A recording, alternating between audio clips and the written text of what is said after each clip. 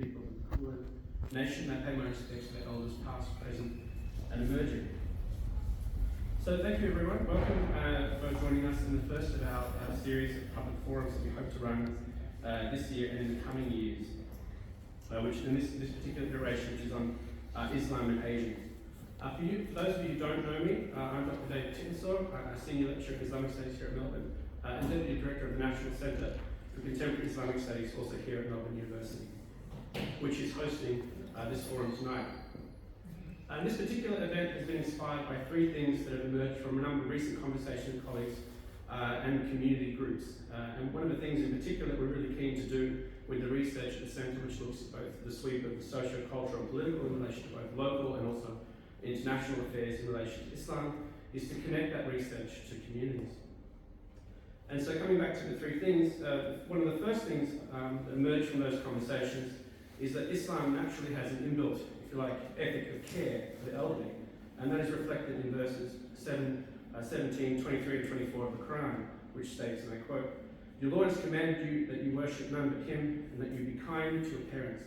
If one or both of them reach old age with you, do not say to them a word of disrespect or scold them, but say a generous word to them, and act humbly to them in mercy, and say, My Lord, have mercy on them since they cared for me when I was small." We also find this ethic in the compendiums of Hadith, and there's a particularly nice one in the compendium, which is one of the 6 canonical ones by Abu Dawood, which states, and I quote, "Part of glorifying Allah is honouring grey-haired Muslims." So again, looking after the elderly. Alongside this ethic of care for the elderly is another thread, is perhaps a new paradoxical development that has taken place in recent times in relation to the white population in Australia. Namely, the country is becoming increasingly secular but also super diverse at the same time. Christianity has dropped below 50%, with only 43.9% now claiming religious affiliation to that particular faith, whilst 38.9% claim no religion at all. However, at the same time, whilst Christianity has declined, other religions such as Islam, Buddhism and Hinduism are on a much more rapid rise. In particular, Islam has risen now between the census for 2016 to 2021 from 2.6 to 3.2% of the population, which means that the population is now pushing over 800,000 within the community. And based on modelling that myself and some colleagues have done, including Professor Bridgenutt, who's with us tonight, the population should be approaching no less than 2 million in around 2050. Further, in that time, there is going to be significant growth in the number of people over the age of 65. Indeed, based on the modelling, we see a 410% increase, which is just under 170,000 people moving into the 65 plus age category. So this development indicates there's going to be a real growing need for services, particularly within the wider Muslim community in years to come. And this growth in need brings me to the third interrelated development, which is the aged care crisis, which I'm sure has not escaped anyone's attention because of the recent Royal Commission into the sector, and particularly the results that have emerged from the sector. Some results, such as the desire now from the recommendations to have a nurse on call 24/7 within aged care facilities, has actually pushed some aged care facilities, along with other reforms as well, which are required through the recommendations, to say the costs are too high and now we can't actually continue to run these aged care facilities.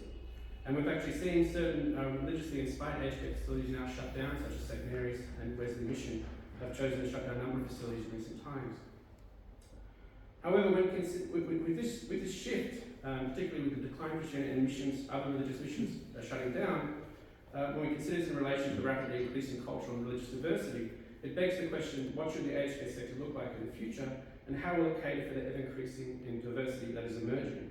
And it's these sorts of questions that have inspired this event through our conversations with various sectors of the community, and that we've gathered here this evening. As I said, that our hope really is to try and connect the research that we do at the university and the centre with real-world issues out in the community, so we can make those connections not only with our intellectual endeavours, but also through community services and dialogue. So, with that in mind, I'd like now to introduce the 3 fantastic speakers that we have, which will each address different aspects of ageing and aged care. First, we have Professor Bianca Bridgenutt from the National Ageing Research Institute. Professor Bridgenutt has expertise on dementia prevention, awareness, diagnosis and care to culturally and linguistically diverse communities, including Arabic-speaking communities. Next, we have Hayab Dugan from the Ethnic Communities Council of Victoria. Hayab is the Ethnic Community Council of Victoria's Ageing Well Project Coordinator and seeks to address the needs of seniors from culturally and linguistically diverse backgrounds and organise capacity building sessions to respond to their needs. And then finally, we have Dr. Hakim Gassier, who is a medical practitioner or GP with over 30 years experience, and has also been a volunteer with ISAM, or the Islamic Society in Melbourne Eastern Region, since 1988, which of interest is one of the groups that set up the very first, if I understand, Islamically inspired aged care facility in this field, and has a long experience in these matters. So with that in mind, each speaker will speak for around 15 to 20 minutes, and then following that we'll have a Q&A. So with these formalities out of the way, I'd like now to hand over to Professor Bujna to kick off proceedings.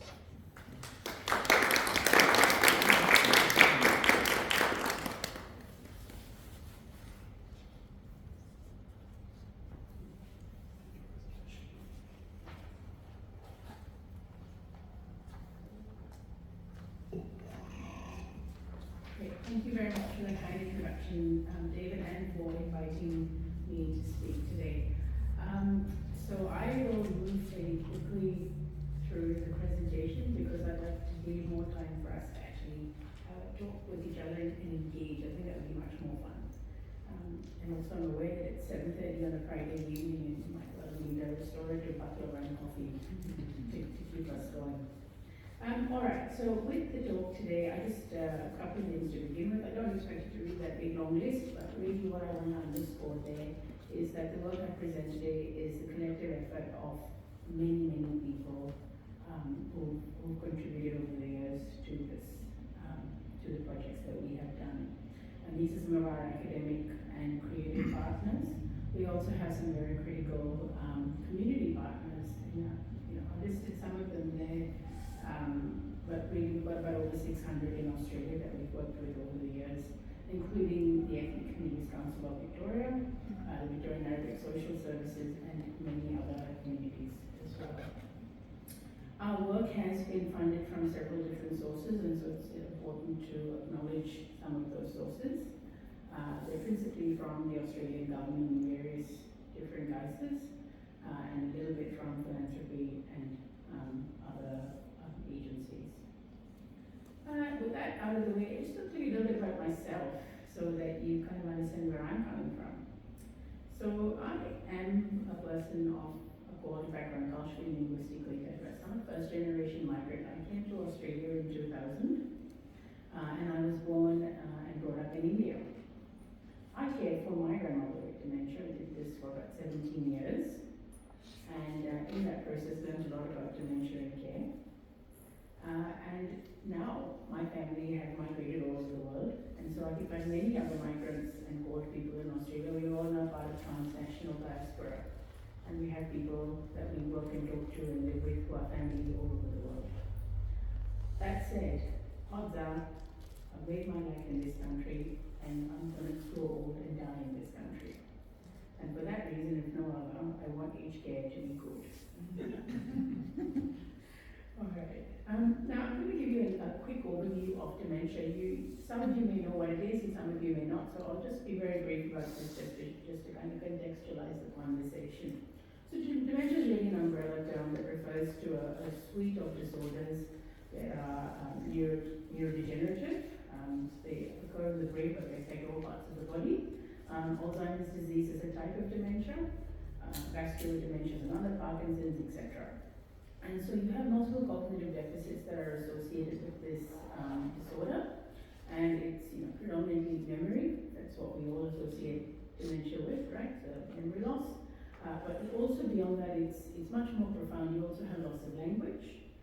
In multicultural communities, typically, if English is your second, third, or fourth language, that's the first language you lose before you lose your mother tongue. And in a place like Australia, which is an English-speaking health system and care system, that can be really difficult to navigate. You also have apraxia, which is an inability to perform complex movements, so people will then struggle increasingly with activities of daily living, such as feeding themselves, bathing, changing their clothes, all of those simple tasks. And then, of course, you also have agnosia, which is inability to recognize, which is where people will start to struggle to recognize not only their own loved ones, but also objects and hallucinations in the environment, and all those sorts of things start to come in with it. So, you can see it's quite a constellation of difficult and challenging symptoms that have to be managed in everyday life. Alzheimer's disease is a type of dementia, like I previously mentioned, and about 50% of all dementias typically are Alzheimer's, but I have to tell you that profile is changing a little bit now, and vascular dementia is becoming more and more common, and that's largely driven by lifestyle factors such as diabetes and heart disease and alcohol and all of those things that we keep reading in the media that are bad for us. And so it's linked a lot to cardiovascular illness and stroke.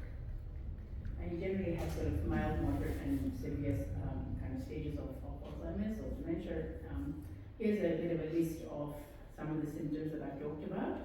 As you can see, I put it up there in English and in Arabic, really to underscore the point that we work quite hard in my research group to disseminate information in many languages to various communities so that they can access it in formats that are digestible to them.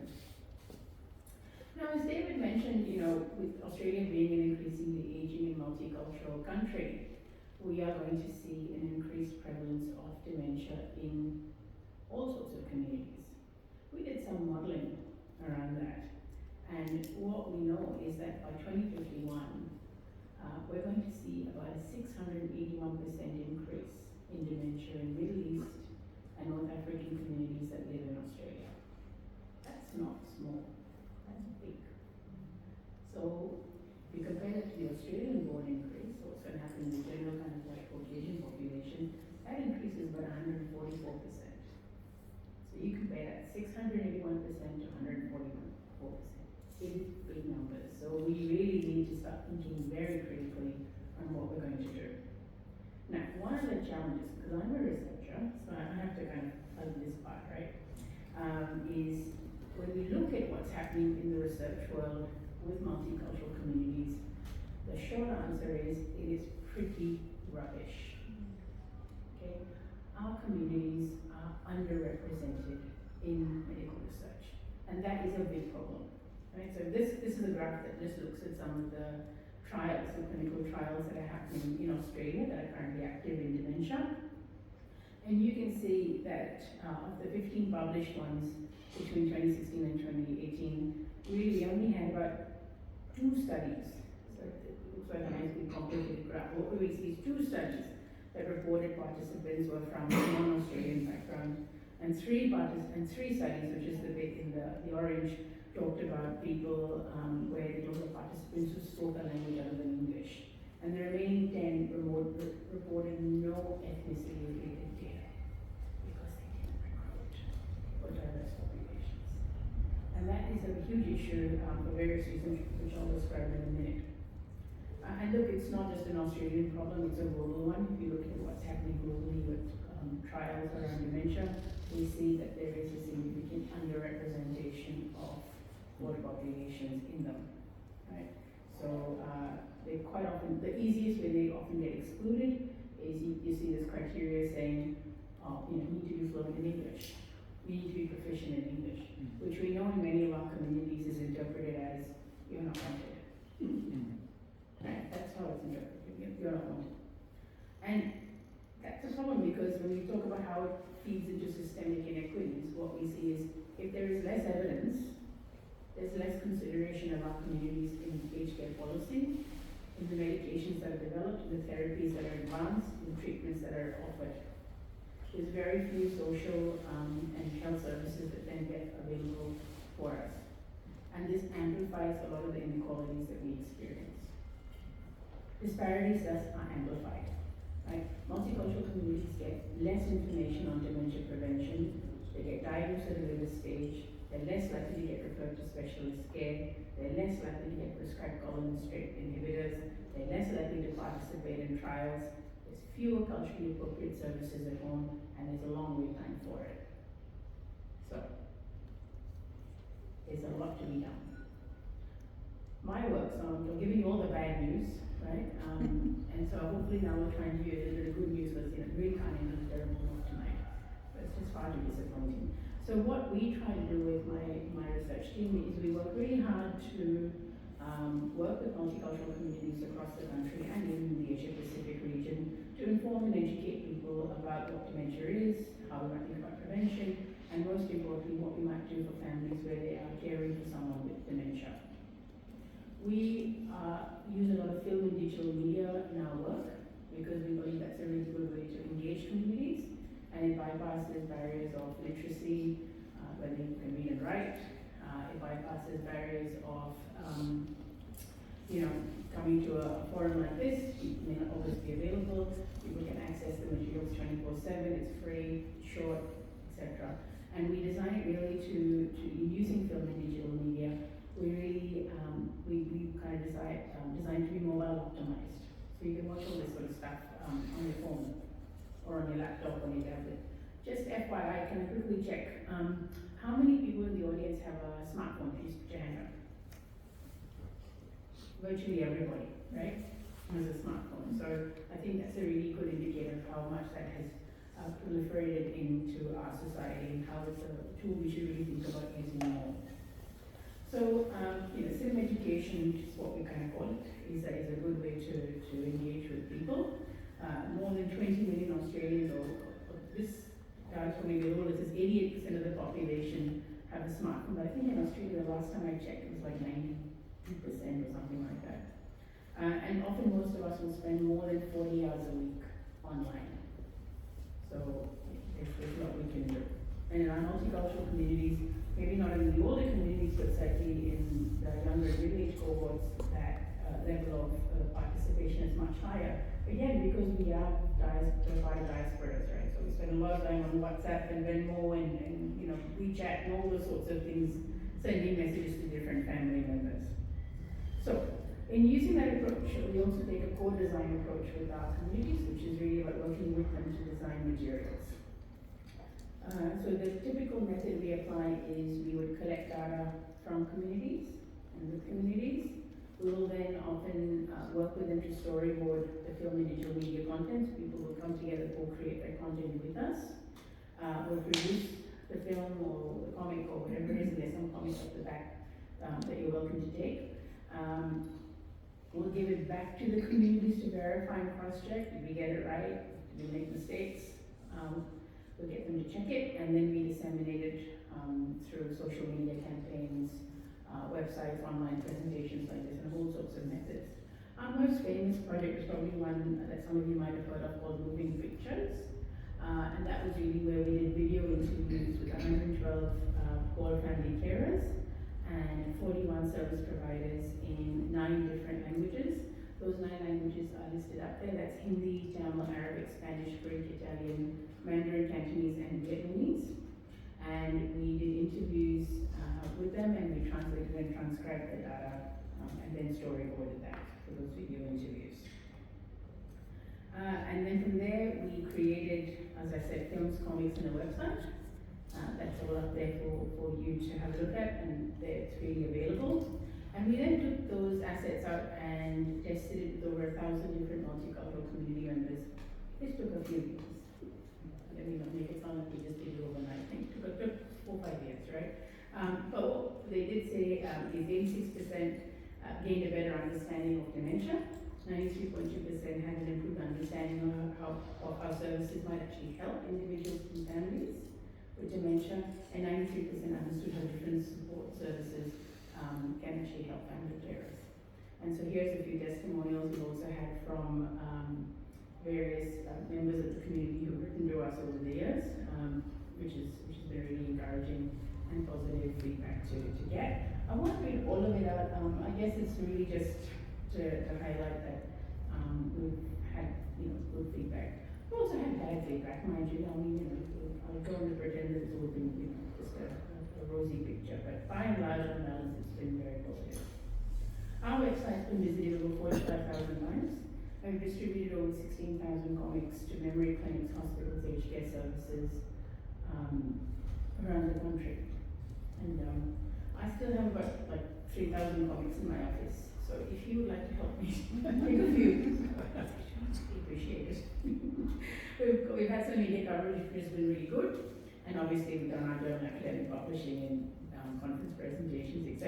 And last year we were very fortunate. The ABC picked up one of our films and put it on the ABC iView, so you can access it there as well as our website. But you've probably heard enough from me.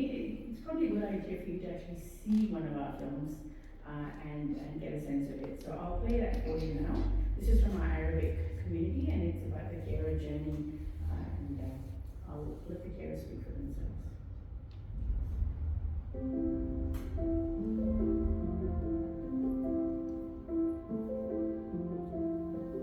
I've become the parent and she's become the child, and that's about the only way I can describe it.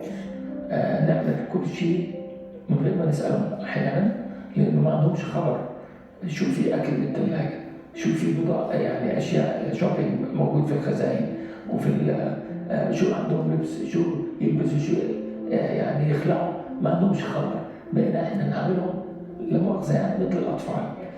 Suddenly the person you've known for years, I mean, is changing in front of your eyes, and things that he used to do and enjoy doesn't do it anymore, or you tell him something and then just, they forget, like, next day what you're talking about. كتير شغلات تغيرت بحياتي أنا شخصيا يعني بقدم لها الرعاية. مثلا زي ما قلت لك كنت أشتغل 5 أيام بالأسبوع من 9 ل 5. كل هاي الشغلات صرت أشتغل مثلا 4 أيام من 8 ل 6 7 بالليل. بعدين صرت أنزل كمان اشتغل 3 أيام بعدين لمدة 5 سنين وأكثر. إنه حتى أعمل بالانس أنا كمان بحياتي، إنه ما أضل بالبيت معها. تغيرت حياتنا كلها. يعني مثلا الحمد لله 3 بنات ووياها عايشين، فأظن يعني موفين يعني هالشيء. طبعا هو فاميلي أختها هنا هم إنه يعني على طول تزورها وتتفقدها وتهتم، يعني هي مجاملات وحب ومراعاة نفسية، ويعني والكازن كلهم تقريبا يعني. أختي بنت أختي ابن أختي يعني يساعدوني هواية، مثلا دكاترة، مواعيد، مثلا موعد إذا واحد دكتور سبيشال مثلا أنا ما أعرف أحكي إنجليزي أو شيء، يعني كل شيء يساعدوني.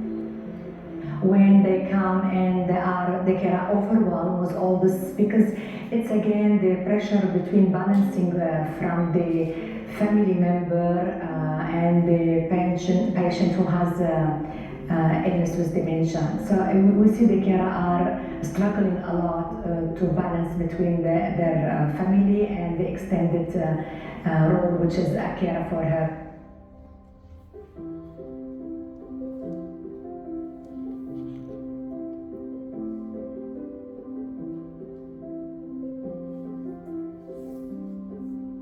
I have a few friends in similar situations and they are looking after their parents. And actually I put them onto home care package, then I gave them the access to my caseworker, so they're now getting their parents sort of organised. So we talk, and what we do, we'll go out for coffee and we just vent, you just get it off your chest. We all have a laugh about what our parents are doing, and then everybody goes home and starts over again. يعني عندنا أصدقاء متعددين ماشيين في نفس الحالة أو نفس الاختبار. لما بنتشارك الاختبارات معاهم ونشارك استفسارات، بنلاحظ إنه إحنا مش لوحدنا، يعني في آخرين بيمروا بنفس الحالة، ودي بتريحنا نفسيا. الأشخاص الذين يقومون بتقديم الرعاية لمن هم مصابين بمرض الخرف أو فقدان الذاكرة قد يتعرضوا إلى ضغوطات نفسية وجسدية، وإذ لم تقم بالاهتمام بنفسك سوف يكون عليك صعوبة بالاهتمام بالآخرين. لذلك مهم جدا أن تعطي لنفسك قسطا من الراحة لبعض الساعات. لذلك لا تتهاون بطلب مساعدة من أفراد العائلة أو الأصدقاء أو طبيب العائلة، أو قم بزيارة الموقع دمنشا أستراليا ويب سايت أو الاتصال بمجلس خدمات البلدية ضمن منطقتك لطلب المساعدة.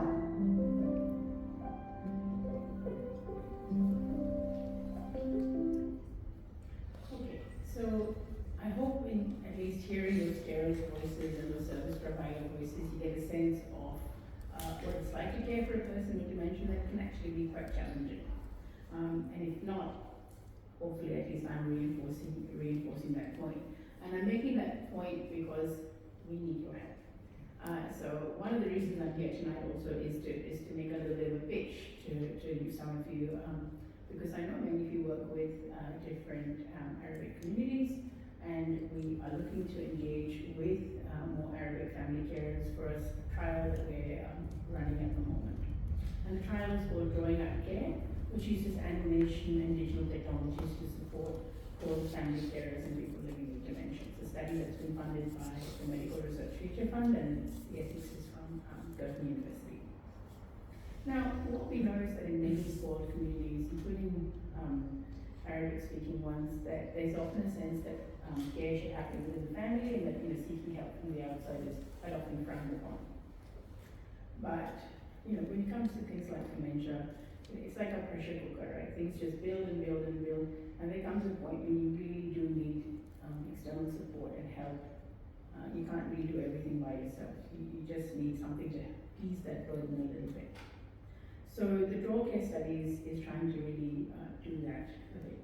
And it's an online research study, and it's premised on the World Health Organization's I Support Like Dementia Care program, which has these sort of, I Support Like basically these 6 posters, which kind of, that's literally them up there, and they tell you what they're trying to do. But we took those posters and we adapted that content. We engaged with multicultural communities, exactly the methods I outlined to you before, to see how we should change it, animate it, and make it relevant to their lives. And then we have voiced that over and subtitled it in 9 languages, including the Arabic ones. So we've now got a Draw Care website, which has got these 6 short animated films. It's got 6 information sheets. It's a multilingual website, so you don't have to speak English. You can click your language and go on there and navigate it. And so we're looking now we've user tested it, now we're looking for a proper trial, and we're wanting to engage with different carers from these 9 languages that I have listed there. And we want to obviously make refinements and improvements based on their feedback. So that's where you come in, and we hope that you are able to promote this message in your communities, and we can get more carers and help and support them. Obviously, for the carers to take part, they need to be looking after someone with dementia, need to be over 18, and they need to have internet access and either a smartphone or a tablet or a computer, some mechanism by which they can actually access these resources. The kind of underlying premise behind these resources, like the way we developed it, so I kind of thought, services are often available 9 to 5, Monday to Friday. And I think things always go wrong on a Saturday night at 10 o'clock at night, and that's when you're at your wit's end and you don't know what to do, and there is nobody around to help. That's when things typically fall apart. And so we kind of imagined this resource could be there when you are falling apart at that stage.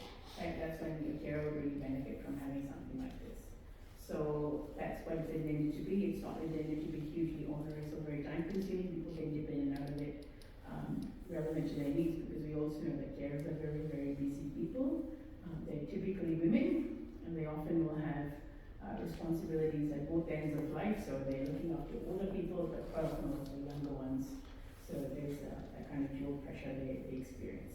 So that's our pitch, or that's the pitch I want to end on tonight, which is really to encourage you that if you do have carers, or if you know family carers from multicultural communities that would benefit, we would very much like to engage with them, to have them be part of our study, and hopefully it will make, more importantly than being part of our study, hopefully the study will make a difference to their lives. So if you want to know more, here's some information. I've got flyers up the back. Feel free to take some, and of course come talk to me at the end. I'm really happy to explain more detail about it. And I'll end there. Thanks very much.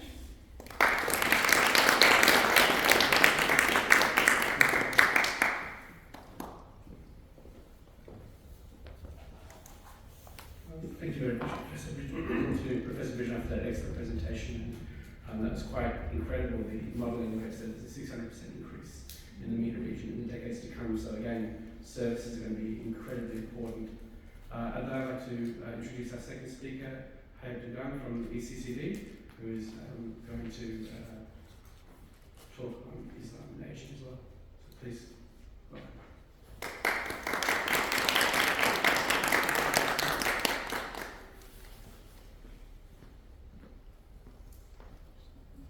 Hello everyone, Assalamu alaikum. My name is Hayat Dugan. I'm originally Lebanese background. I work at Ethnic Community Councils Victoria, and I worked on different positions, family violence and abuse, but my latest position was, which ended 30th of June, it was about carers, hidden carers. We had funded for 2 years to look for hidden carers and the issues, and some of the things doctors spoke about carers from cultural background sit exactly with the findings of the project, and there's way more issues than we would have anticipated. Unfortunately, the funding stopped. It couldn't continue, but the good news, I'm working on well-being, Asian well-being, on a new project. It's not a new project, it's been ECCB has been working on improving the lives of people from multicultural background, older people, for a long time. I just started this work recently. Okay, so before I start, I would like to acknowledge, so do I move it or something? How do you Press the arrow, please. Okay. I would like to acknowledge the Wurundjeri people. Oops.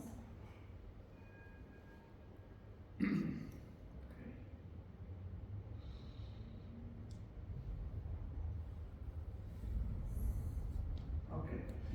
ECB acknowledges the Wurundjeri people of the Kulin Nations as the traditional owners of the country on which we meet tonight. We pay respect to their elders, past and present, acknowledge their continued connection to land, sea and community, and extend respect to traditional owners throughout Victoria. I would like to talk to you a little bit about the Ethnic Community Councils. ECCV, Ethnic Community Councils of Victoria, is a member-based peak body representing an independent voice of multicultural Victoria.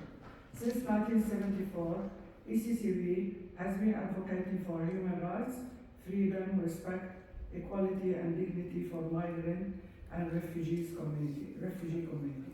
We strive to strengthen and build capacity in our communities through advocacy, policy and leadership, empowering people from culturally diverse backgrounds. Our vision is to build a culturally diverse and harmonious society that is just, fair and inclusive for all Victorians. So, I would like to talk to you about things that I got to find by experience. I'm a person who works on the ground with multicultural communities. I work with all communities, but specifically with multicultural community, especially in my current position at ECCB. There are so many barriers and challenges in accessing aged care services. So, we're going to start by structural barriers. It is getting harder and harder for people from multicultural backgrounds to access services. First, they don't have the knowledge about the service. They don't know services exist. And if they want to search for services, they would rely on their children or their family members, and everyone's busy now, no one cares. They care, but maybe they don't have the time. The other thing, if they have the language barrier, we all understand. You can see someone from cultural background, they can speak, you can speak with them and understand them, and they understand you, but when it comes to reading and writing, it is hard for them. So this language barrier is the first barrier of all. Plus, even sometimes those people, they can't read or write in their own language. How can they read and write and understand English? And to add to that problem, now we have the digital literacy barrier. Everything is on computer. Everything you have to log in, log out, search, do your searches to find things. What about people who don't have access to internet or they don't know how to use laptops and computers, who don't have the digital skills they need to look and search? So even if they want to search for services, they can't because they don't have the capacity to do it. And unfortunately, the government, we've been advocating, and every organization, they tell, okay, digital literacy is an issue, especially for seniors and for carers from CAL background. We're not dealing with the younger generation, we're dealing with older people who cannot access services and don't have the digital capacity.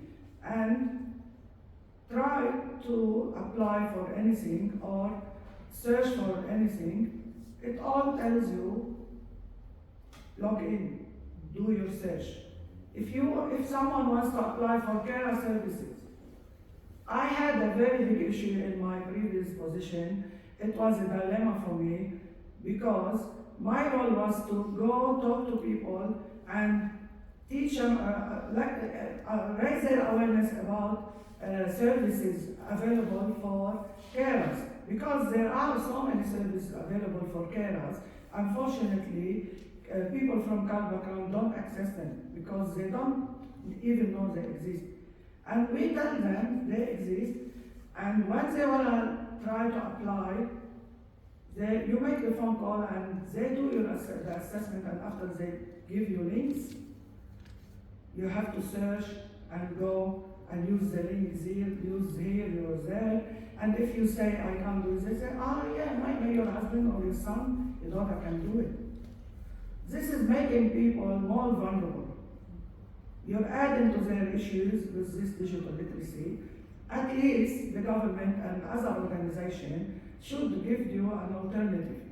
If someone from CAL communities say we can't do it, they should have another alternative, another option. Okay, you don't have the capacity, there's a phone number, you call this person and they will support you. Unfortunately, this doesn't exist. And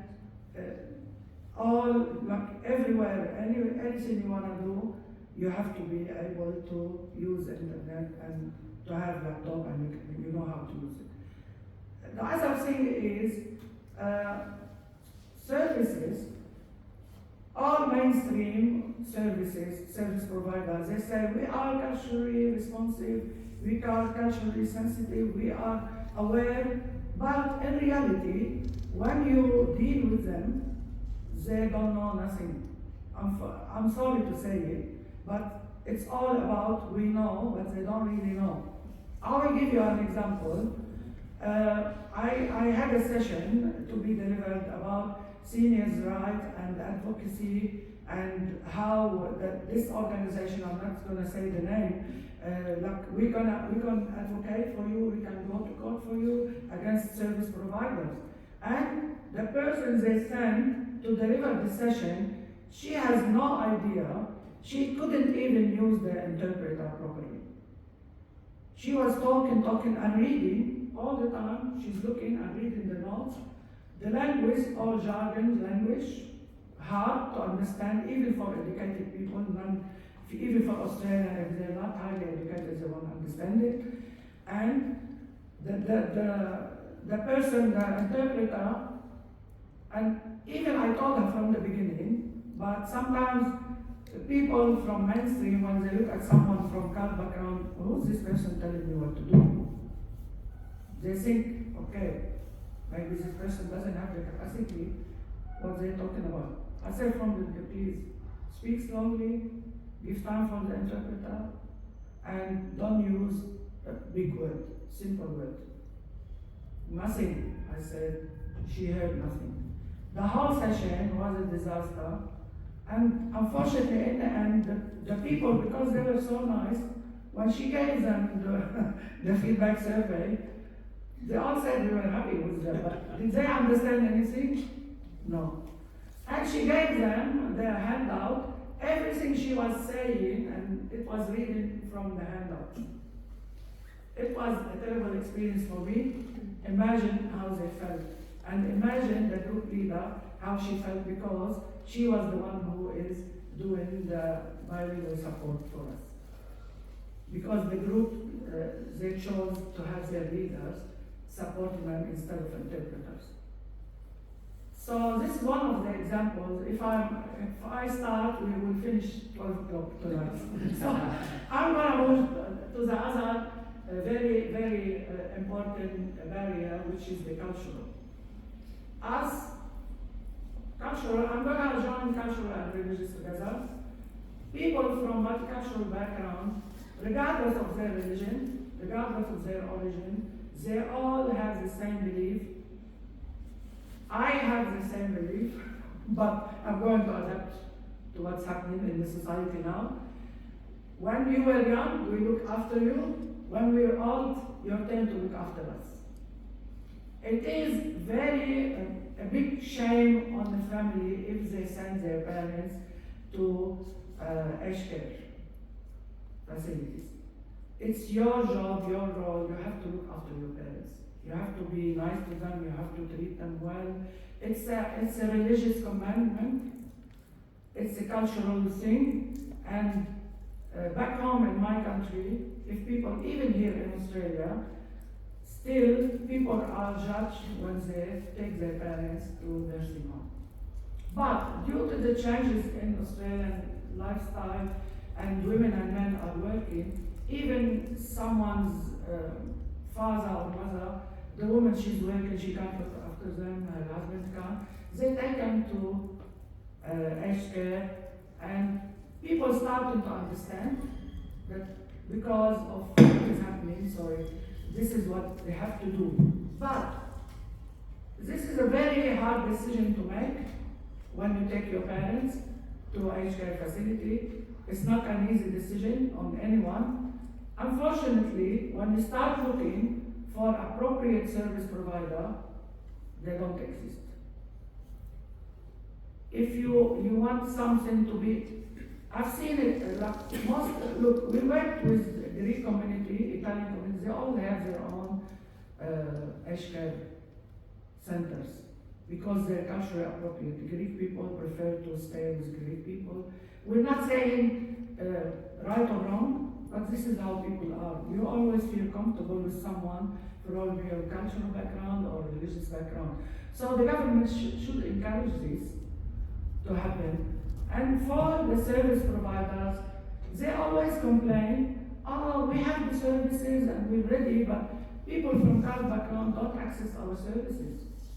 I've heard it from organizations, from carers, support services, from everywhere. They say, people don't access our services. Why? If they find you and they want to access your services, the way you speak with them is not appropriate. It's showing, okay, here Australia is better for you. We provide better services. This is what you should do. Culturally, not appropriate. Some of them don't know. You need to learn. If you wanna be open to Muslim person, you need to learn what food they eat, what is halal, what is, because even if someone has dementia and they don't know what's happening, out of respect, out of human right, we should respond to their need appropriately, even if they don't know what's happening. They're still a human being. They still need to be respected of who they are, and even if they don't know what is happening around them, we know about. So this is, like, the response is not culturally appropriate, no way. They try sometimes, some people try, but it's not happening yet. So, I spoke too much, I think, on this. I gave an example, but what I'm here exactly, like today, everyone knows about the struggle and everything, but I'm going to speak about aging, like the topic of today, Islam and aging. There are two things for Muslim community that we need to raise their awareness about, even myself, I don't know 100% the right answer for those two things that come. First, the assisted death and palliative care. I'm going to start with palliative care because I have more knowledge about it. Palliative care for us means someone is going to die and they send them to palliative care to spend the rest of 1, 2 weeks or 1 month of their life. Nothing else we don't understand about palliative care. But now, listening to a presentation delivered by Tonina, she works with palliative care Victoria yesterday. I learned new things about palliative care. It's not only about dying. It can help you when you're still alive to live better life. This is I didn't know. So I work with the community and I meet with all these people and I didn't know this before. Now I learned it yesterday. So imagine other people in my community or Muslim who don't know nothing about palliative care.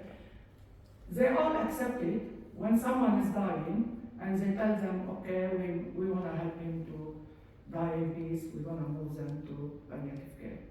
And they go with it. But they don't have enough knowledge about it. This is what I know. The other thing that is very important, and it's been question being raised around my community, and I don't know about other multicultural communities, there is this belief that when someone goes to a hospital and they're old or they have terminal illness, the hospital will help them to die. They give them more morphine, more things, and they die quicker. So we need answer for this. I'm not a doctor, but these issues are in the community. I thought I would share with you because which organization you belong with, like Dr. here, she said she needs our help to promote the research. So I need your help. So whoever has the capacity or we need to understand more about what happens. I always like to give example and case studies. My brother-in-law, Allah yarhamu, may he rest in peace, died a month ago. He had cancer. It wasn't terminal. He deteriorated quickly. He went to hospital. He was supposed to go treatment, and they said, okay, he's sick. Very sick. You will have to leave him in hospital. He has 2 or 3 days to die. So this is 9 o'clock in the morning. They had the meeting with the family, and they told him he has 3 days to die. They called his daughter from overseas. Everyone rushing. The family started going to say, to see him. He doesn't know he's dying. He knows that he's going to have treatment. And this is what his wife and his sister and everyone who was there saying. The doctor, they started giving him, injection, and after, around 6 o'clock he passed away. So the family now, they say, they killed him. I'm sure doctors don't kill, but there has to be, people need to be more aware of what happens. They need to explain. Because this is not the only case, but this is a recent, but it's been happening. Everyone, when they're old, they go and they die quickly. People think that is what is happening. You're laughing, but look, it's a serious matter, to be honest. And you don't want people to go and believe in this, because they will stop sending, if a person is terminally ill, they won't send them to a hospital. Because in our religion, you can't help someone to die. Even if they beg for it, no. They want to die when the time comes, when God decides for them this is the time they die. So it's against religion. We are creating, this is an issue the government should be aware of, they should deal with it, because it will stop people. I don't know what the reaction will be, but it's something we need to deal with. I think that's all I want to say. Is there more? Excellent. So we spoke about the barriers. It's how to respond to it. Being respectful, it's very important. Being respectful, look at people as a human being and they have rights, regardless of their ethnicity or her mental, awareness, if they're aware of what's happening or not.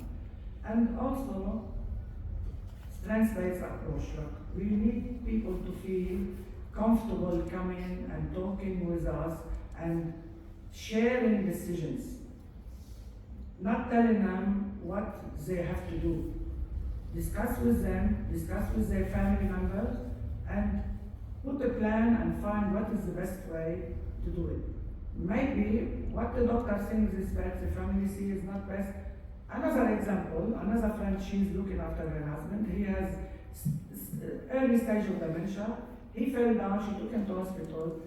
And after they called her, I understand where they're coming from. They called her and they said, I think it's better for you to send him to nursing home. We're gonna organize for you. She said, and she went completely mad.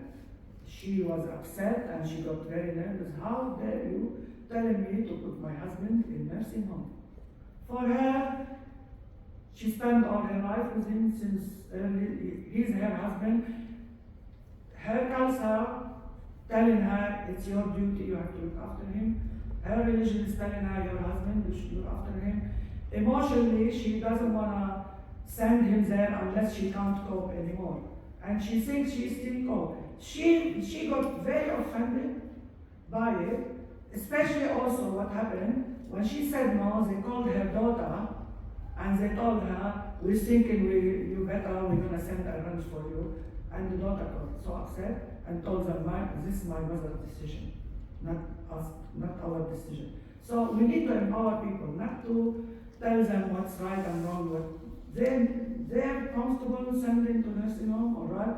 If they're not comfortable, let them deal with it. We support them to keep looking after the person at home. This is what we can do. This is the best we can do. And also co-design, like we said, we listen to people. What they want, what is best for them, and try to plan things around what people prefer and what people choose to do.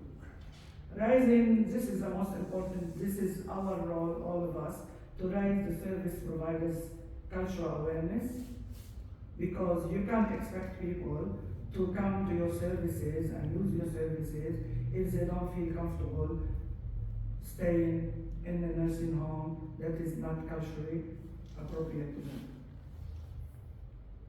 That's all from me. Thank you very much.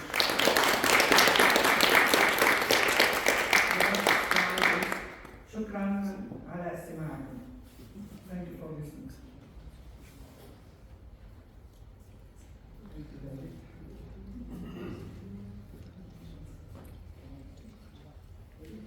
Thank you very much, Hyatt. I think there's a common thread that's emerging, that there's a lot of work to do, and there's a disconnect, not only in getting people into research which can inform services, but also getting people connected and to culturally appropriate services as well.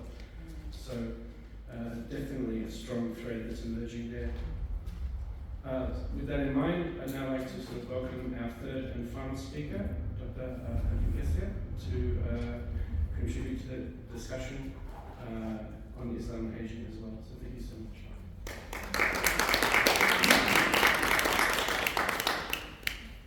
Thank you, David. Assalamu alaikum wa rahmatullahi wa barakatuh.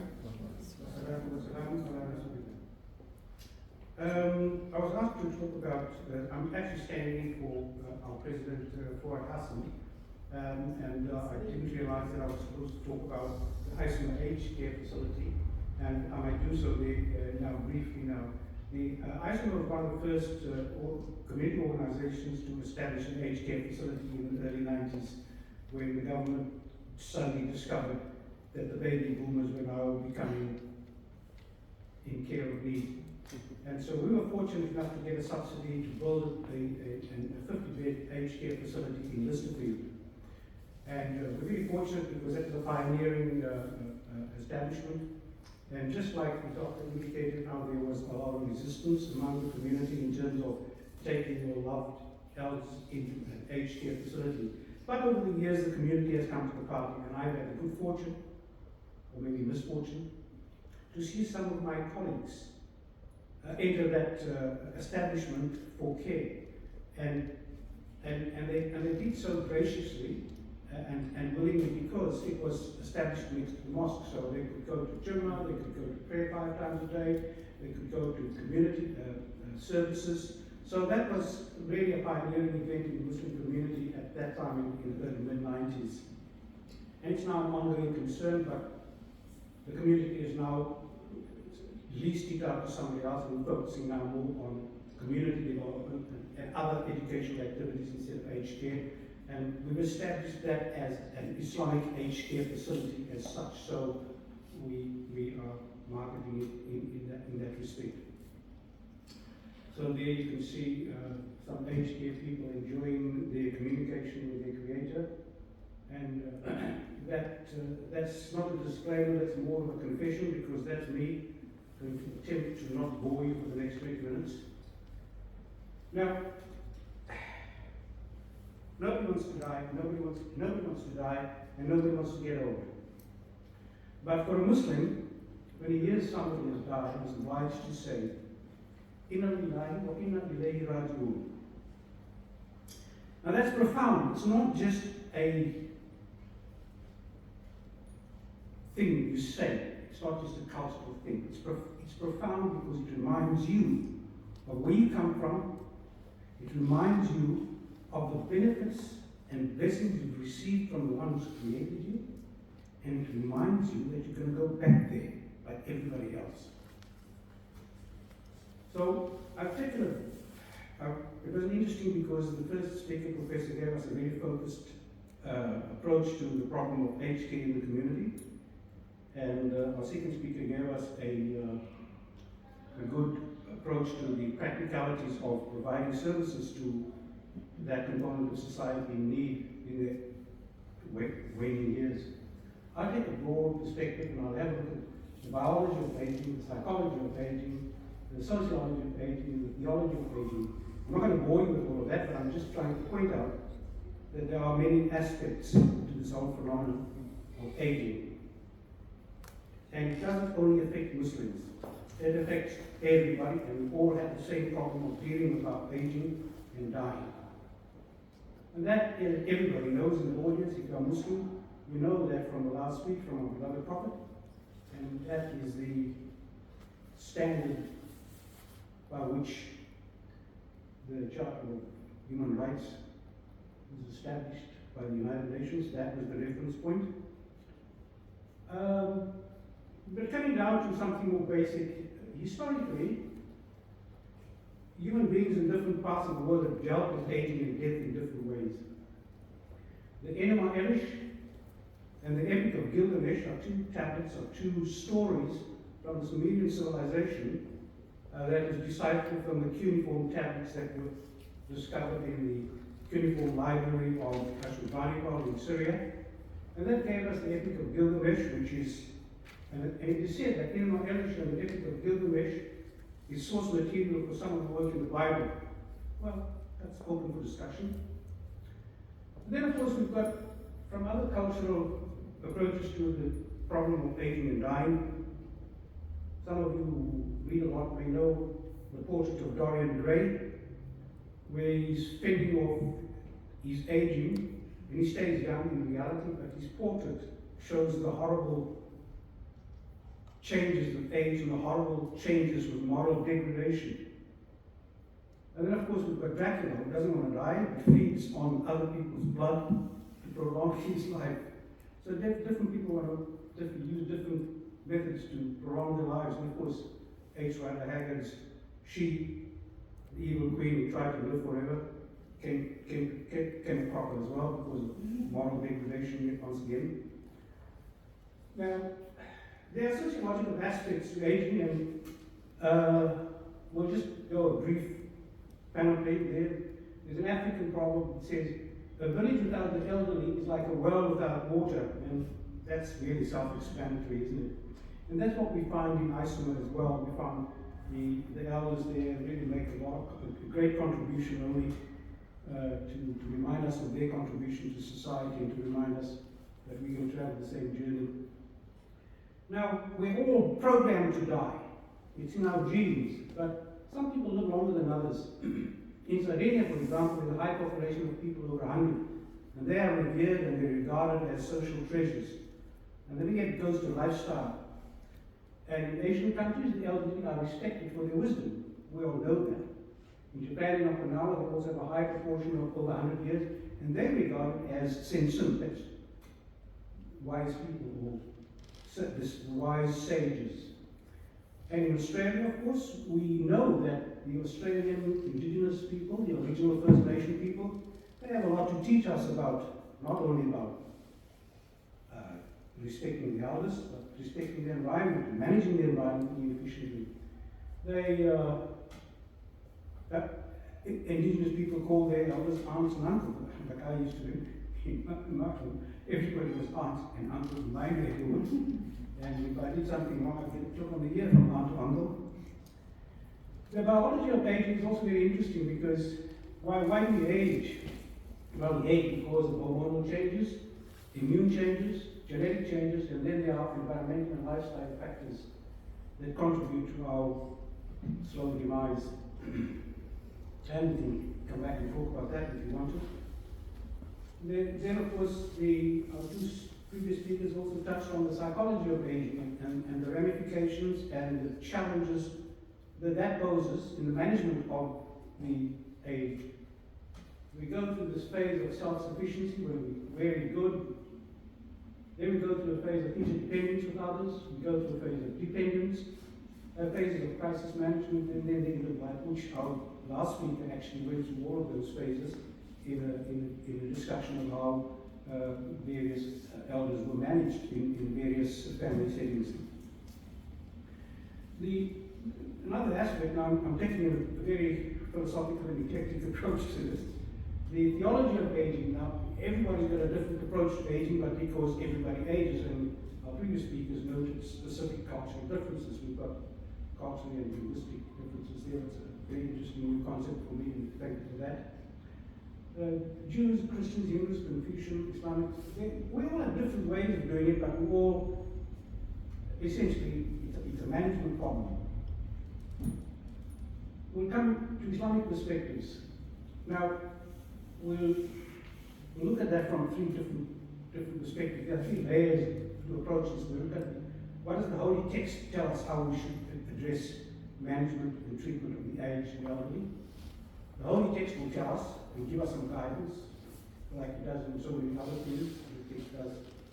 And then we'll have a look at the belief system that's derived from the text. The ulama has decided, they've interpreted many things, they've expanded on many things, and they've given us lots of guidelines. And then of course there's the social religious practices that's derived from A and B and influenced by local culture. So the way we look at the age is that it should be a multifactorial, complex way. Now, we'll talk about the text here and there. This one has been treated. I expected this one. I've been upstaged because my first speaker mentioned this one. And we all know that the Lord has decreed that you worship none but Him and that you be kind to parents. Whether one of them or both of them attain old age in their life, say not to them a word of contempt, nor repel them, but address them in terms of honor. And lower to them the wing of humility out of mercy, and say, My Lord, have mercy on them, as they have raised me when I was a child. It's interesting, last week I mentioned how they show us examples of how the roles were reversed. Now I'm the child, and yeah. There one hadith, which was also another hadith was previously quoted. The Messenger of Allah, peace be upon him, said, Damn you, damn you. When he was asked, who was damned, O Messenger of Allah, he replied, he who has elderly parents, or even only one of them is old, but he did not attempt to enter the heaven by providing good care to his aged parents. And of course, good care to all, not only your parents, because it's a social obligation. Now, the two previous speakers gave very narrow practical perspectives, so I'm giving you this mainly for purposes of discussion.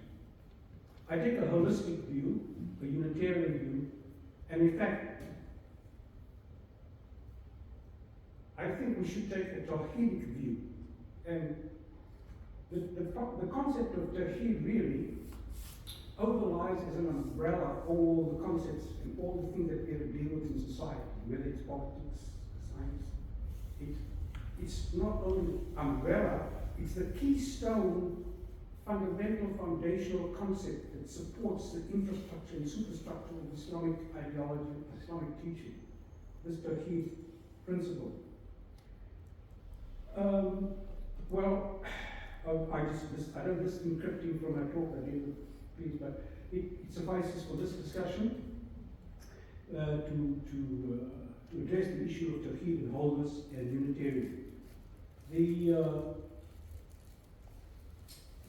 The whole object of care of the elderly is linked in with the purposes of the Sharia, the object of Sharia, which is really to safeguard and promote property, intellect, life, family, and religion.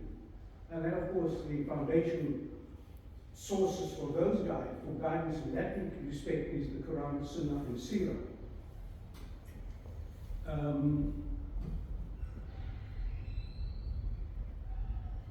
To show that, well, I don't know, this one snuck in with the talk I gave in about peace.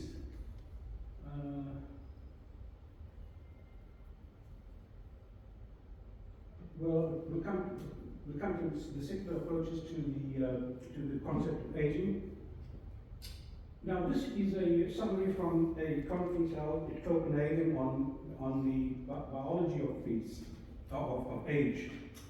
At this point, tremendous progress has occurred, but a unified theory of aging that can fully explain the process is still missing, and many questions remain, both on the cellular and organismal level. Whether it is possible to target the aging process at its core, here we go, humanity wanting to live forever, or whether a combination of approaches is needed to target the aspects encompassing aging remain to be solved in the future. That's just jargon for saying that they've had a look at what are the hallmarks of aging, what makes us grow old, and if we can find out what makes us grow old, we can then address those issues and therefore promote good health and longevity. And some of those 9 hallmarks of aging are altered intercellular communication, stem cell exhaustion, cellular senescence, mitochondrial dysfunction, genomic instability, loss of proteostasis, epigenetic alterations, telomere attrition, deregulated nutrient sensing. Those are the 9 hallmarks of aging that were, up until that stage, 2022 in Copenhagen, accepted as the drivers of the aging process. At the Copenhagen meeting, they added 6 more hallmarks.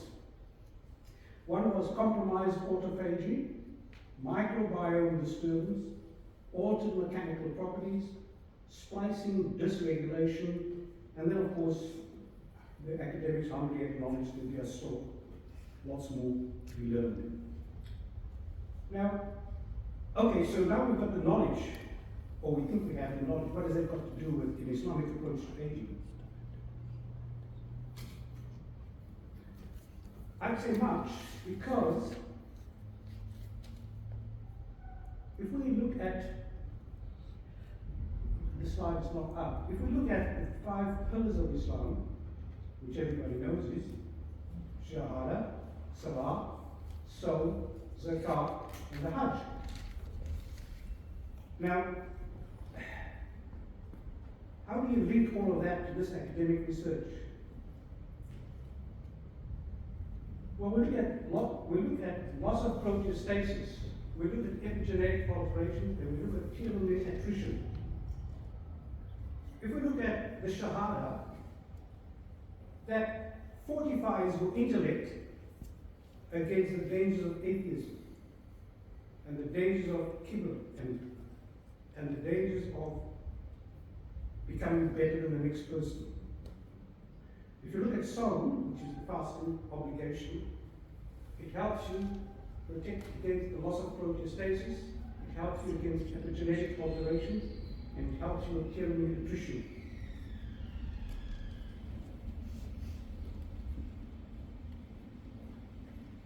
And of course, there's a complicated way of integrating the zakat and the hajj into this as well. But we could discuss that later. Now, compromised cognitive aging, microbiome disturbance, altered mechanical properties, and all of this can be linked to fasting. And how is that related to aging? Fasting and zakat makes you healthy. It's become popular nowadays to do intermittent fasting. Everybody's into this bandwagon of intermittent fasting. And Muslims have the benefit and the blessing of being guided to fast once a year.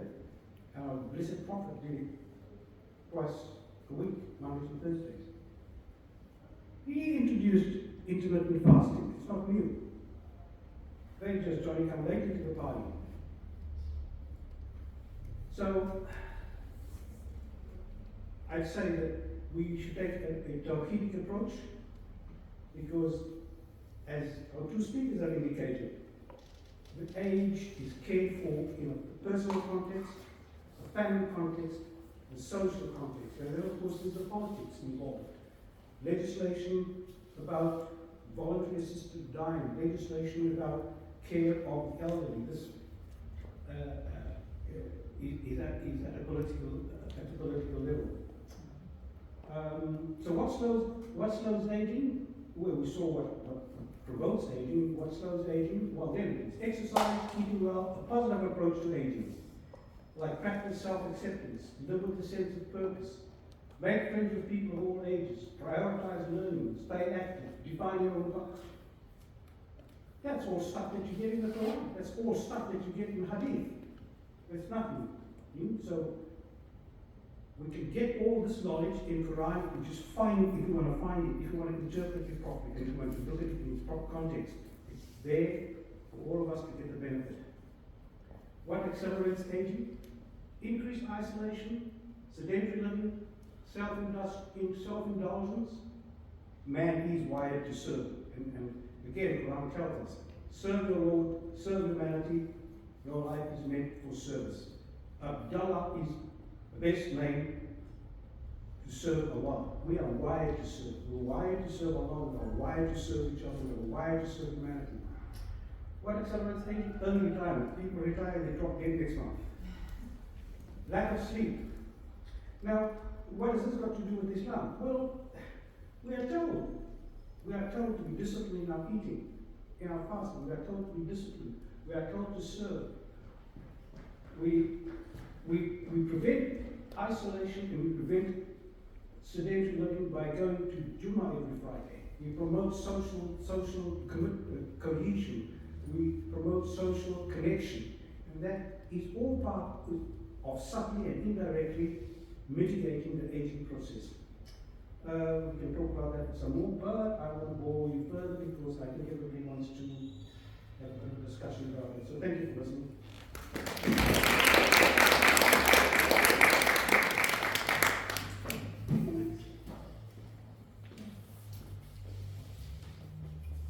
Thank you so much, Dr. Garcia. And you're very right, mindful of the time. We'd very much like to have Q&A. So I'd now like to have had our speakers actually up, because we have half an hour left to actually answer questions from the audience. We'll have a roving microphone. So I think we've had three very interesting presentations. One, as I said, very broad, nice overview, giving us a more holistic perspective, and two, sort of looking at the research side, the practical side, and sort of the more of a framework. So please, if you'd like to come up, and we'll get them all mic'd up, and then we'll have the microphone out so everyone can ask questions of our speakers.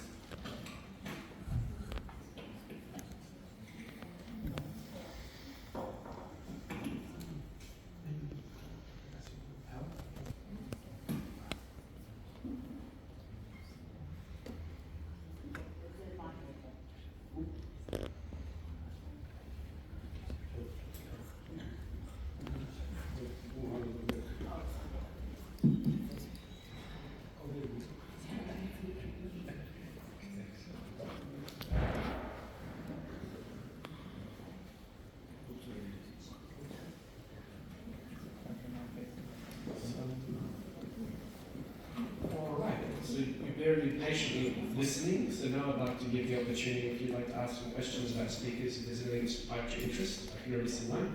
So, I don't need a mic. I think my voice is anyway very loud.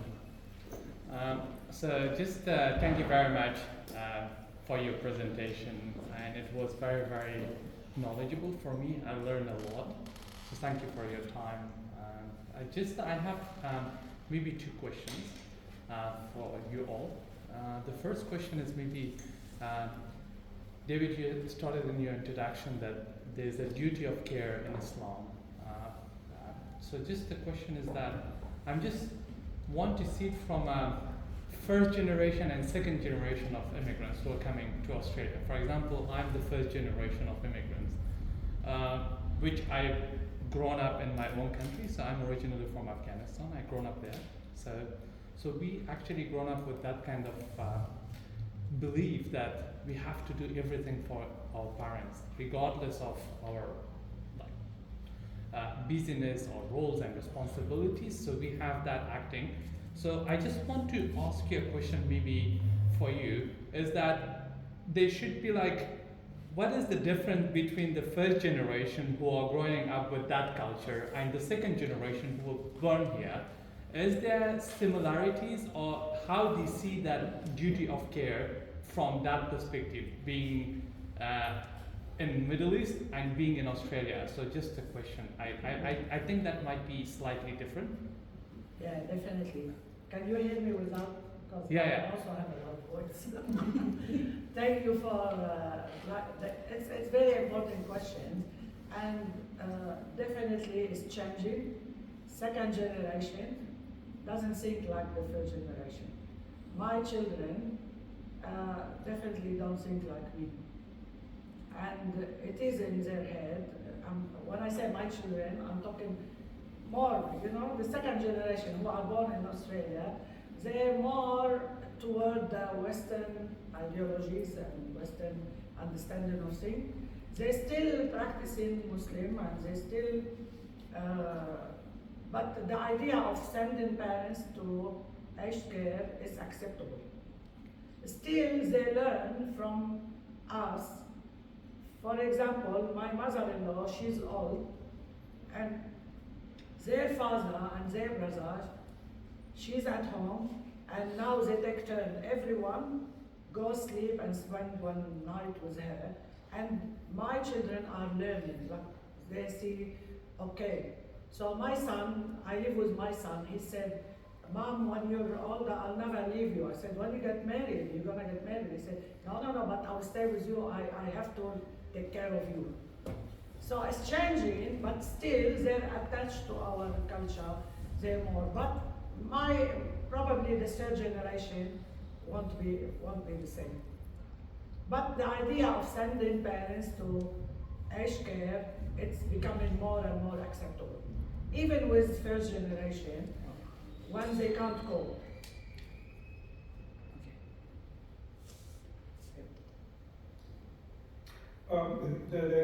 It's an interesting question.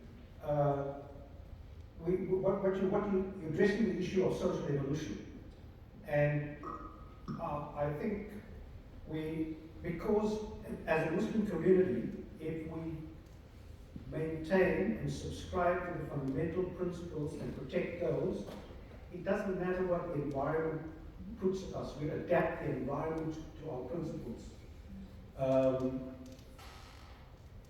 This is what's happening. This is the challenge in aged care facilities.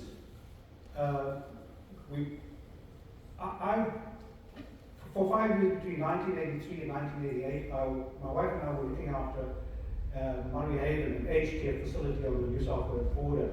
We lived there in a small community, and I'll tell you something. It was very difficult to convince people to go into an aged care facility. And it wasn't a cultural thing, it's a human thing.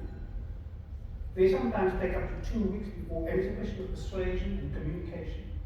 I think you had a problem with communication with the example you cited there.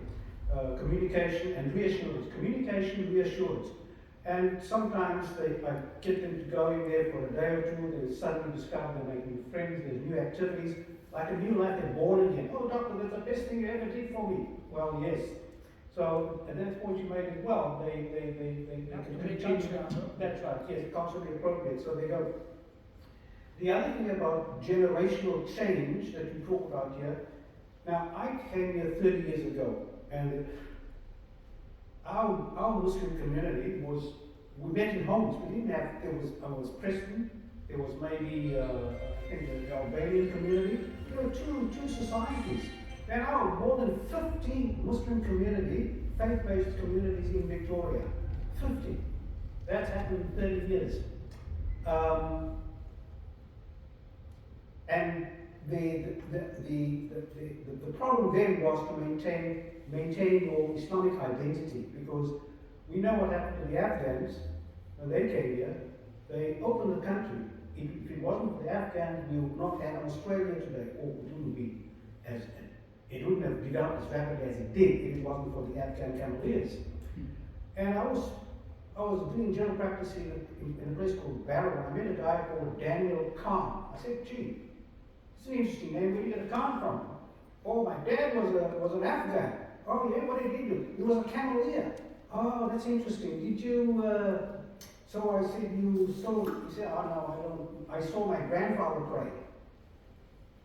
Now, that is a disaster for the Muslim community in Australia. The fact that those Cavaliers who stayed, many of them married Aboriginal women, some of them married Australian women, and their Islam was lost. Islam was lost. Culturally, it was lost. I don't think the same thing is going to happen now, because the Islamic impulse is so vigorous and so dynamic and so modern and so adaptable and so sturdy because of the sturdy teachings we're getting from sturdy teachers. For example, many teachers from South Africa come here. There's Sheikh Zaid Ali, there's Mufti Ziad Khan. They started schools here. Mufti Ziad Ali is churning out Hafiz by the dozens every year. Now that's a foundational protection for Islam, because those kids, they imbibe the Quran, but may not understand it 100%, but it's there, it's inside, and that will be a reference point for them when they continue their secular education. So when you say, well, what's going to happen to the next generation, the generational difference, it will be different. They will be more proactive in the practice of the Islam. They won't be defensive as our generation will, because we were told, you're terrorists. You know, the Muslims should speak up against the terrorists. The Muslim imams should talk about, they should denounce the terrorists. Why should we denounce terrorists? Do you denounce terrorists, Christian terrorists? We've got another question which is associated. Yes, thank you. I wanted to particularly address the professor. You were talking about the paucity of culturally responsive aged care, but how does that come up against the issue also of quality, which has been at the centre of much of the Royal Commission into aged care and such?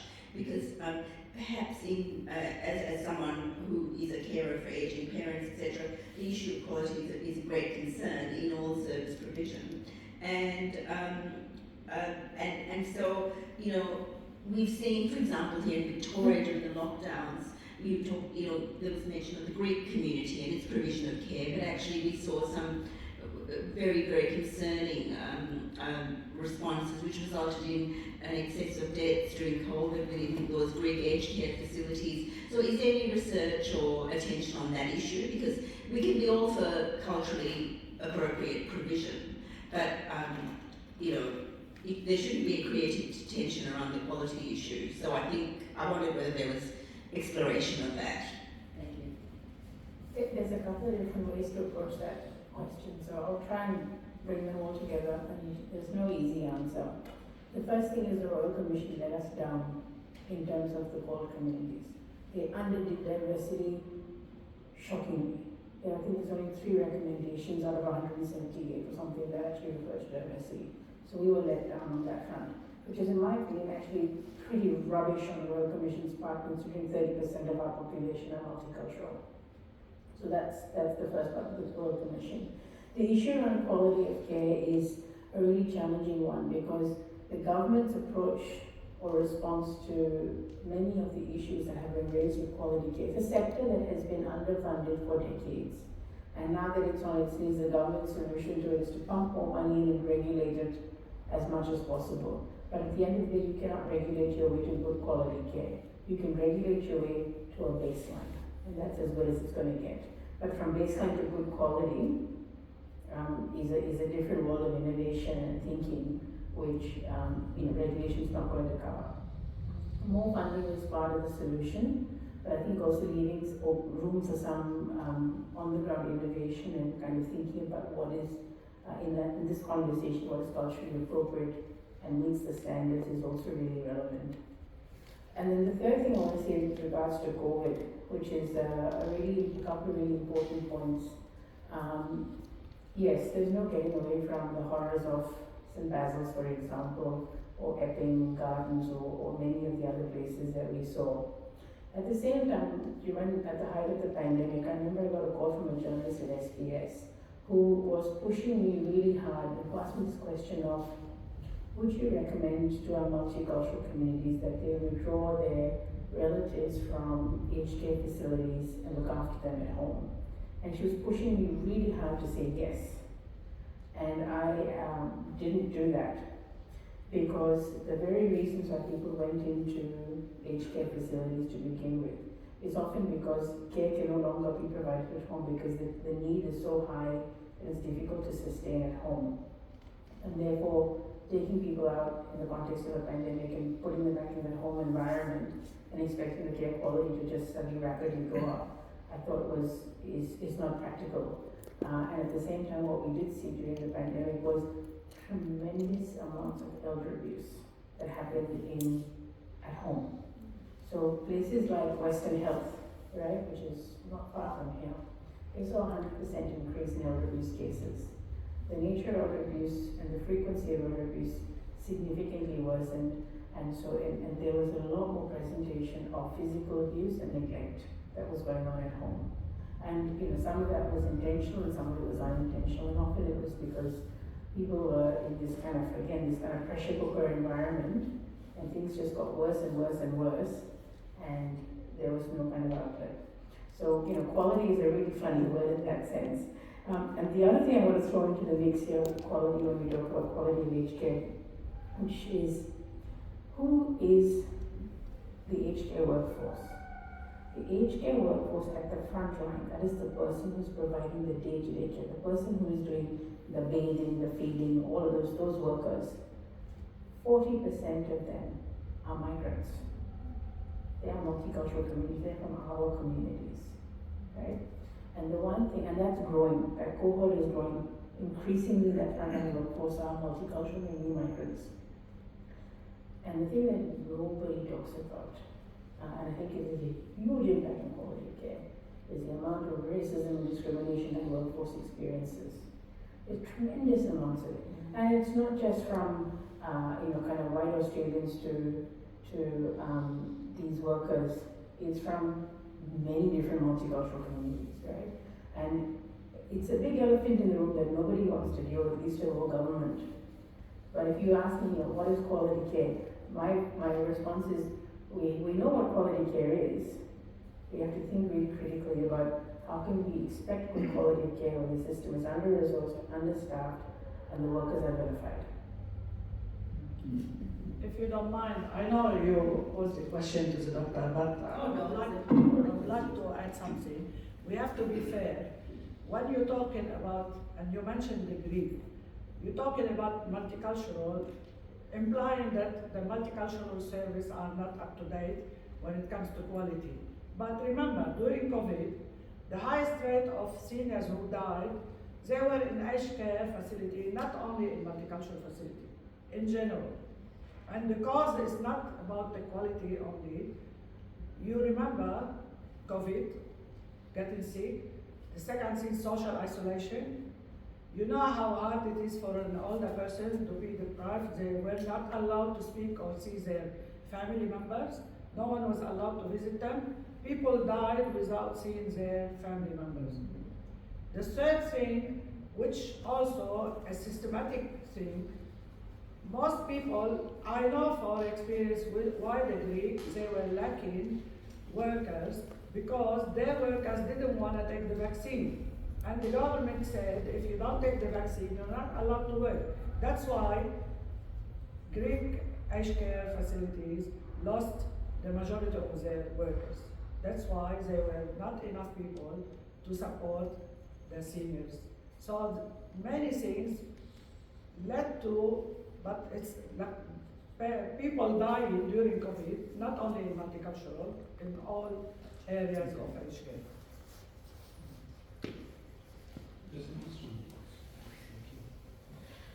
Thank you, Professor Bergeron. Very in-depth sort of research that you've done, and I think to all the speakers that they have contributed. My one question is while you were answering this question, just one question popped up. When we have, you talked about, you did the research and spoke with many medical practitioners and members of the community on this research topic. But my question is, does Australia not have sufficient, always this in this headline or this notion put forth by the state governments that in Australia, or the federal government, that Australia is becoming one of the most multicultural societies in the world. So do we not have sufficient resources to tackle the issue of aged care in multicultural communities? Is it the influx of, or do we not accept sufficient medical practitioners and pathways for them to come to Australia and then of course work on dementia and Alzheimer's and all these issues within the multicultural community? Is it that, or what's the core issue that's sort of missing? I'm just trying to puzzle that up, so if you could respond to that, thank you. Medical researchers are really, at our heart, greedy people. So we always say we want more money. Right? But to answer your question more seriously, yes, funding is a significant issue, and the government will say to you that they're now putting in unprecedented amounts of funding into aged care. Well, this is true, but that's really after 30 years of quite systemic neglect. And so yes, there's a lot of money flowing into the sector, but there's a big kind of catch-up to do in that process. Shortages in the workforce are a key issue as well, and in large part also because the sector has always been viewed as a non-prestigious sector in which to work, whether it be nursing or medicine. Right? So even when you talk to nursing, it's much more exciting to work in an ICU in a hospital than to work in aged care. And so those career pathways have often not been there, and they're often not really very prestigiously, and the workers are often not paid to the same level. In fact, even within existing government systems, there are marked differences between something like the NDIS, the National Disability Insurance Scheme, and aged care. So you might have read in the paper that there's been this big thing about aged care workers now getting a pay rise. I think 15% pay rise, and everyone's thinking that's, from the outside looking in, you think, wow, I'd like a 15% pay rise, wouldn't that be fabulous? But you have to remember that for many of these aged care workers are being paid the equivalent of what someone at all leases gets paid. And you think about the nature of the work you have to do. You think, well, maybe the job at all lease might be a bit easier if I'm getting paid the same amount. So, resourcing and appropriate recognition in career pathways are some of the solutions and some of the challenges that have been there. Hi, my background is in primary healthcare and NDIS now. The question I have is, we all know that quality of care is there or not there, however you want to put it, for all the backgrounds, or all the people from all the culture as well. So it's a standard issue with that. My question with the panel is, when we are talking about aged care, about the aging with different cultures, how those cultures are responding to the government's call that you are not taking up the aged care benefits that you have offered, how those communities are responding to present what their culture is, what their requirement is, and how, because communication is two ways. So it's not only fair from the government to reach out, try to reach out, but on the other side, nobody is reaching out to say what we want or how do we want the service. I'm sorry, but I have to contradict you on what you said in the end. There is a two-way channel, but when it comes to multicultural, like I spoke earlier about the barriers, the language and digital and everything. When they want to reach out to those services, first you have to apply to be, accepted to get the services. Later you start talking about your culture, what your needs, but applying itself is the main issue. And when you send someone what they call, and they don't have the capacity, and there are lack of service providers who provide the right support for people from multicultural backgrounds. For example, if you have someone, an older person, for example, or who wants to apply for my age care, they will call. First, they speak English, they can apply. So we're talking 50, 60 years old, not people with dementia, who have the capacity. They call my age care, they give them a number, they call them later, do assessment, they speak English. They understand what is happening. They tell them to apply. If they don't know how to use the internet, they can go to the library or ask their children. But the first step, they can manage, they can understand. They can advocate for themselves. They say, I don't want this service, I want it like this or like that. But compared with a multicultural someone from another cultural background who doesn't speak English, the first way of connection is not there. Hello, even with the interpreter. Okay, they do the assessment and they tell the person, you have services you can access, you have to apply. They don't know how to apply. And there is no one to help them. They need step by step someone to do it for them, not to tell them to do it. When they can't apply, they miss out on services. And they're sick and tired. Sometimes they call from here and say, how hard, I have people who I had to refer them to 2-3 organizations for support, and in the end, some of them gave up. I don't want the service, that's it. It is very challenging. My question is not from the individuals, from the organizations like ECCV. If they have a forum, they can help Arabic speaking or Hindi speaking or whoever, and have a group education their own communities. That if you want to reach out for aged care or NDIS plan, how to go about that? Me and Faria, we represent NDIS. We do go out and educate people. We do go out, not only educate people from our background, we help out Arab communities, we help out Sri Lankan Indian communities, wherever. The point here is there some organizations who are trying to reach out back to the government, saying that these are the services we can provide for those clients who don't speak English or they speak Arabic, so we have Arabic speaking support structure here to support the participants or the people aging and they need help. ECCV is an advocacy organization. We advocate, we do. And we're not service providers, but we advocate for the government. We do consultation, we do research. I think you missed, when I started I said I was working on the CARES project, and it was very challenging for me because I was doing what you were asking. Was going to people, we had CARES Victoria, we had different organizations going and delivering information session to people about my age care, about NDIS, about all the services that are available. But when it comes for those people to apply and get the services, this is when we got stuck. And when I do the referral, there wasn't enough services who can provide the right support for those people. It's very challenging thing. But also, what we're doing, now all the findings in this project that I was working on, ECCV is writing a paper And hopefully this week is going to be on the website or next week.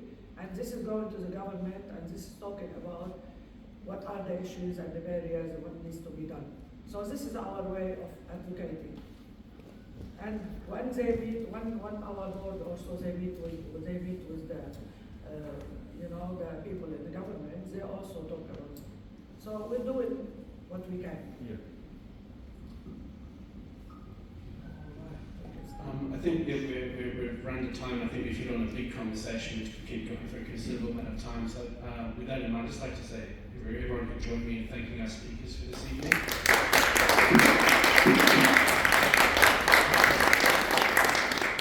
And now that we have finished the formal proceedings, there is an opportunity to mingle for a little bit, to do a bit of catching up with everyone and to maybe grill the speakers a little bit more.